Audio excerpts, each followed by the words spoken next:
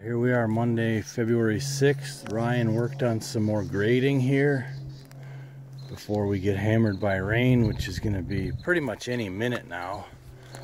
But they're trying to get that septic tank in before the rain. Let's go check in on them.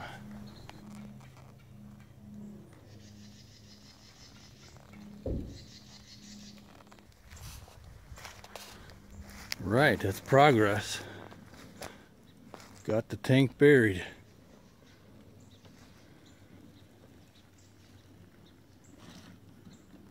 When I see water coming out the other end of that, I feel a lot better. Yeah. Got enough weight, it'll stay there. I've seen it all of a sudden fill the hole up. Right, we got the health department here checking out the septic.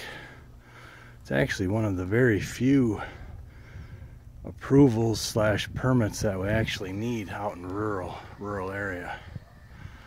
So I don't anticipate any problems. It's going to be all to code. We'll be all right, I just cut off this 4/0 with the Sawzall right there. I didn't want to pull it up any closer to that area, so it's dead, but it's cut. That's the one I just pulled with the Coyote. One more thing done. And here's a look at the completed septic tank. This unit right here is a chlorination unit. Not exactly sure. I know it chlorinates the water before it discharges it out into the woods. Look at this. What a gloomy day. I mean, at least it ain't raining yet. But for me, days like today are just hard to do anything. It's just wet and gloomy and gloomy.